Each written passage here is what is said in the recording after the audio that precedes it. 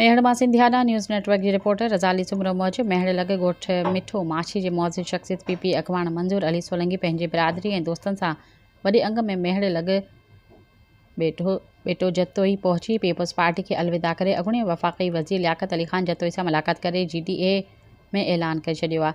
हिन मौक़े ते हाफ़िज़ मोहम्मद नवाज़ सोलंकी, ज़हीर सोलंकी, डॉक्टर ग़ुलाम अब्बास सोलंकी, ओशाक जामरी, अल्ताफ़ हुसैन चांडियो मौजूदु हुआ।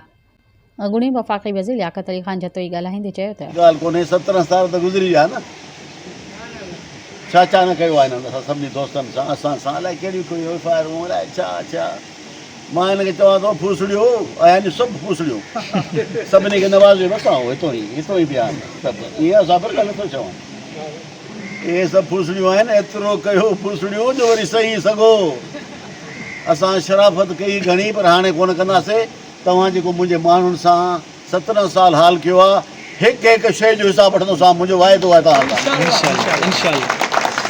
तव्हां ज़ुल्म ज़्यादती जी इंतिहा कई आहे, बदिलियूं नंढनि मुलाज़िमनि खे बदिलियूं कराइणु, पटे वारनि खे वीचारनि क्लार्कनि खे नंढी नंढी पोस्टुनि वारा कंहिंमहिल किथे पोइ गांगट वरी ॿियो गांगट, 2 गांगट हुते हिते आहिनि, ॿिया हुते जेके वेठा आहिनि हाणे पाण में विड़ी पिया आहिनि दादू वारा माल ते, ॿियो छा आहे माल जो जहिड़ो आहे न, पाण में विड़ी पिया आहिनि। इनशाला हिन जो ज़वालु शुरू आहे, अचण वारा ॾींहं पंहिंजा आहिनि, मायूसी कुफ़र आहे।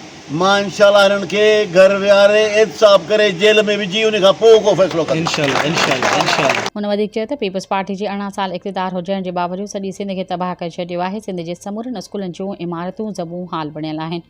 सिंध अंदरि बदअमनी जी बाह भरियल आहे। ईंदड़ वक़्तु असांजो आहे।